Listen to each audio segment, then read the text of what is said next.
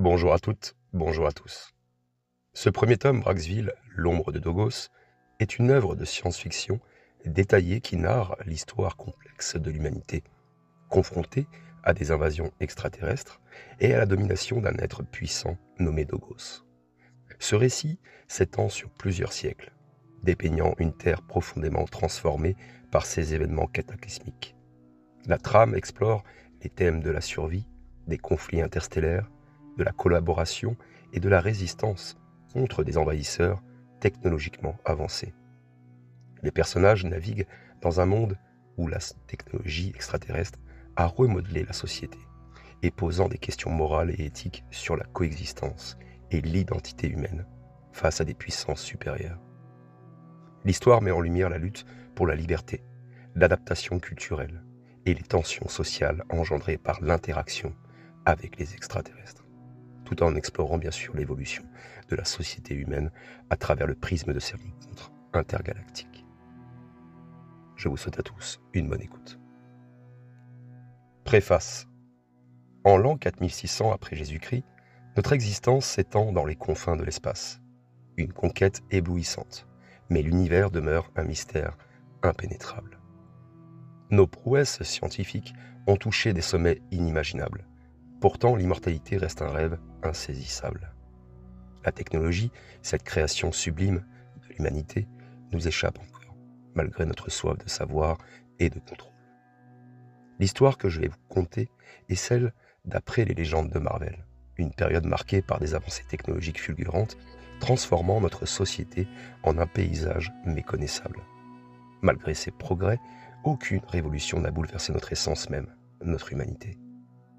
Ce monde, ancien de milliers d'années, témoigne d'une époque où, après avoir survécu à des guerres interstellaires et à des menaces extraterrestres, nous avons appris à fusionner la technologie avec notre être, pour transcender notre capacité physique, notre intellect, et donc ainsi révolutionner notre quotidien.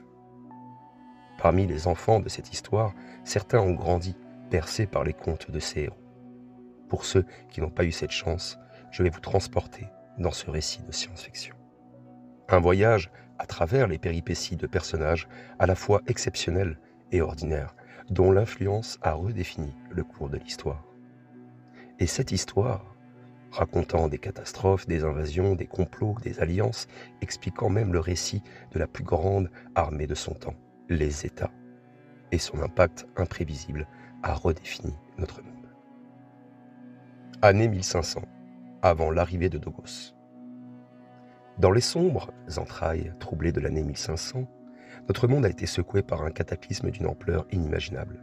Ce n'était pas une catastrophe naturelle, mais une invasion venue des cieux, une force extraterrestre aux technologies avancées et inconnues. Le ciel, autrefois bleu et serein, s'est rempli d'immenses vaisseaux, obscurcissant le soleil et plongeant le monde dans une obscurité permanente. Ces navires d'un noir mat et aux formes étranges, tels des cauchemars cristallisés, ont déchaîné un déluge de feu et de destruction, réduisant nos villes, nos monuments et tout ce qui faisait la fierté de notre civilisation en un amas de ruines fumantes.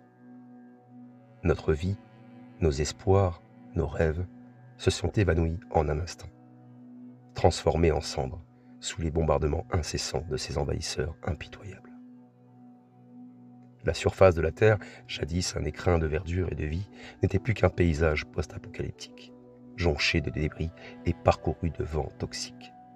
La vie, telle que nous la connaissions, a été anéantie, laissant derrière elle un vide béant.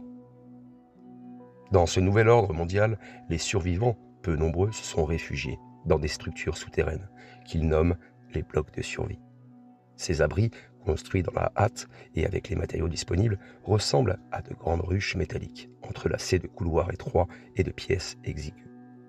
L'air y est lourd, empli du bourdonnement constant des générateurs et de l'odeur métallique de la peur. La lumière froide et artificielle jaillit des néons vacillants, créant des ombres dansantes sur le visage fatigué des habitants. Dans ces refuges précaires, l'humanité subsiste tant bien que mal, s'accrochant à l'espoir fragile d'un meilleur avenir.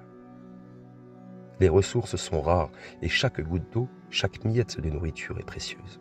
La société s'est restructurée autour de la survie, créant de nouvelles règles, de nouveaux leaders, parfois justes, parfois tyranniques.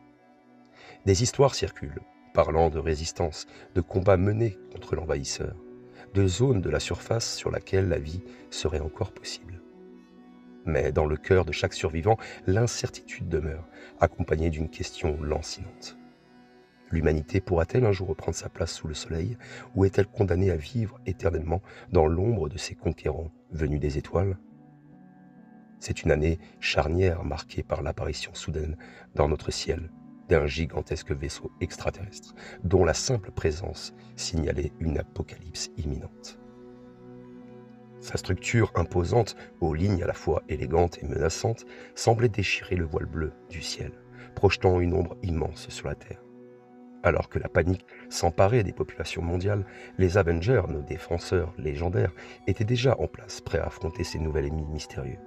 La bataille qui a suivi fut d'une ampleur et d'une intensité sans précédent, dépassant tout ce que l'humanité aurait pu imaginer. Les Avengers, symboles de courage et de résolution, ont combattu avec une bravoure inégalée.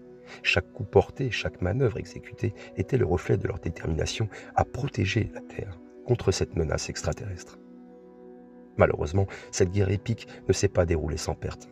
Plusieurs membres des Avengers ont fait le sacrifice ultime, tombant au champ d'honneur, tandis que l'ennemi subissait également des pertes considérables.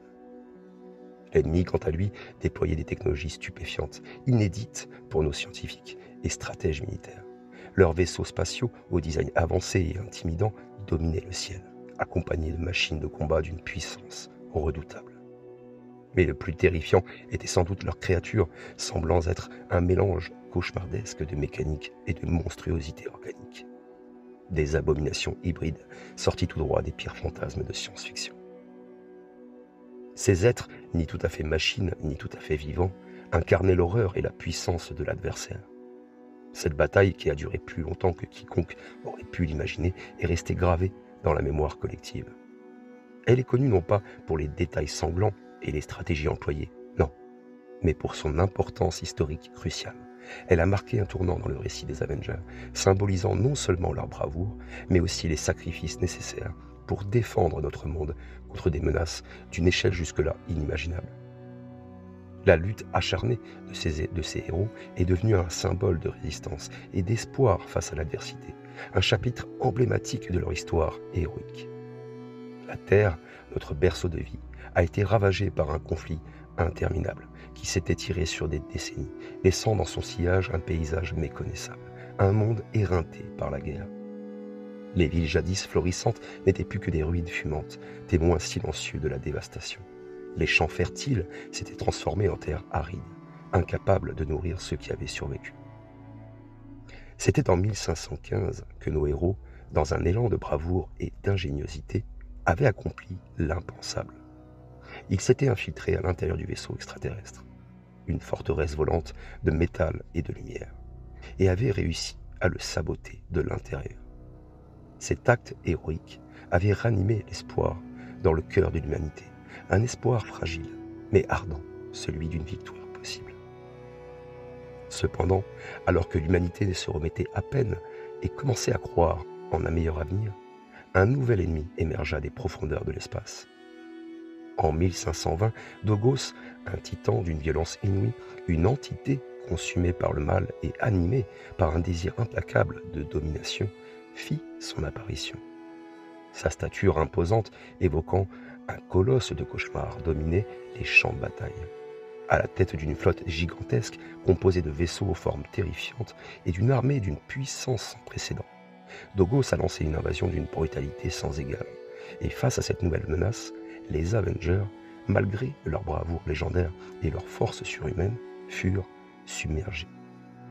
La marée des monstres et de violence déchaînée par Dogos et son armée semblait sans fin.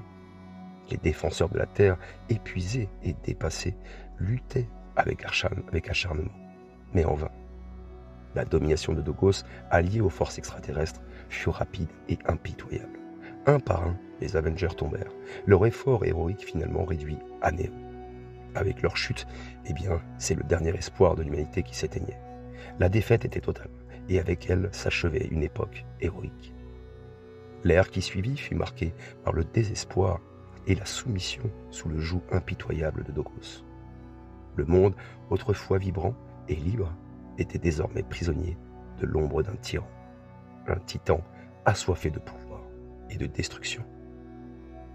L'humanité, privée de ses protecteurs, se retrouvait face à une réalité sombre et désolée.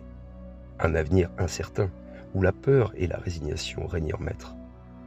Ainsi s'est déroulée cette période sombre de notre histoire, une époque marquée par un voile de ténèbres qui semblait avoir englouti toute lumière, toute trace d'espoir et de beauté qui avait jadis caractérisé notre monde. C'était un temps où chaque écho de bravoure, chaque murmure de résistance était rapidement étouffé par le rugissement oppressant de la conquête et de la tyrannie. Le monde, qui auparavant foisonnait de vie, de couleurs et d'espoir, s'est retrouvé plongé dans un abîme de désolation et de désespoir. Les villes, naguère des métropoles dynamiques et lumineuses, étaient devenues des labyrinthes de ruines et de décombres, où les bâtiments éventrés et les rues désertées témoignaient de la violence subie. Sous le règne de Dogos, le titan qui avait changé à jamais le cours de notre destin, le ciel était constamment obscurci par les nuages de cendres et de fumée, conséquence des incessantes destructions. Les rares éclats de lumière qui parvenaient à percer cette couverture lugubre n'étaient que des rappels douloureux d'un passé révolu. La nuit, l'obscurité était presque totale, seulement interrompue par le scintillement sinistre des feux encore actifs et les lueurs froides des patrouilles de Dogos. Dogos lui-même était une présence constante et menaçante, sa silhouette gigantesque se découpant contre les horizons ravagés. Son regard, dépourvu de toute compassion, scrutait son empire de désolation avec une froide satisfaction. Entouré de ses légions de créatures et de machines de guerre, il incarnait la puissance implacable et la cruauté inhumaine. Son règne était celui de la peur et de la soumission, où chaque individu restant luttait non seulement pour survivre, mais aussi pour garder un semblant d'humanité face à l'oppression écrasante. Dans cette ère de ténèbres, les récits du courage et d'héroïsme étaient rares, mais d'autant plus précieux. Ils étaient chuchotés dans les cachettes, partagés autour de feux de fortune, alimentant un mince filon d'espoir dans le cœur des opprimés. Ces histoires, bien que petites et isolées, constituaient des étincelles de lumière dans l'obscurité, rappelant aux gens que même dans les moments les plus sombres, la résilience et la bravoure de l'esprit humain pourraient encore briller. Voilà, j'espère qu'en tout cas cette première partie vous a plu, hein. C'est effectivement, eh bien le livre Braxville, hein, L'ombre de Dogo, celui que j'ai écrit il y a quand même pas mal de mois maintenant et qui est disponible sur Amazon. Pour faire un peu de publicité, j'ai décidé effectivement de vous partager, de façon un peu, on va dire, en mode podcast, hein, pour vous, essayer de vous imprégner un petit peu dans cette histoire et vous donner envie d'acheter mon livre. Voilà, c'est pour faire un peu d'auto-promo. Donc j'espère en tout cas que cela vous a plu cette histoire et bien sûr je continuerai la suite, hein, bien sûr. Il y a un paquet de chapitres, je peux vous le garantir. Je pense qu'il y a à peu près une trentaine d'heures de lecture, hein, si je veux lire les 400 pages de mon livre. Donc on verra bien comment ça va se passer. En tout cas, si ça vous a plu, eh bien dites-le moi en commentaire. Si ça ne vous a pas plu, dites-le moi aussi. Et puis bah, du coup, en fonction de votre retour, bah, je continuerai à vous poster les prochains chapitres de mon livre. Prenez tous soin de vous et à très bientôt.